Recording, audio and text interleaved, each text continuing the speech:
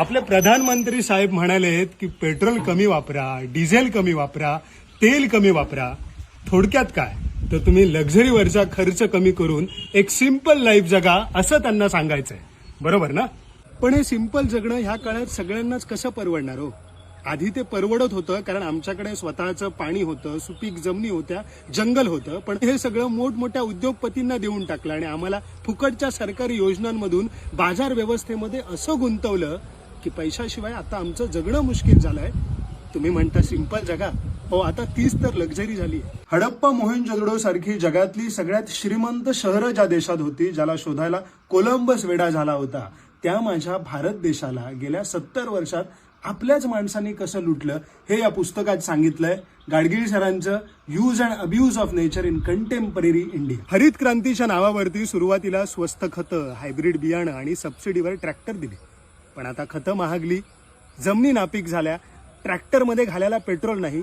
मग सांगा शेती कशी परवडली? म्हणून मग फुकट राशन दिलं, शेतकऱ्यांनी पोटासाठी शेती करणं सोडलं आणि जमिनी पडीक झाल्या त्या दलालांनी स्वस्तात उचलल्या. आधी जंगलातली सुकी लाकडं आणून चूल पेटवायचो, पण मग फुकटची गॅस योजना आली म्हणून चूल सोडली. आता गॅस महाग झाला म्हणून लाकडं शोधायला गेलो तर जंगलं कुठे राहिलीत? ती तर खाण मालकांना विकली. कृषी पंप दिले, वीज फुकट दिली, पण पाण्याचं काय?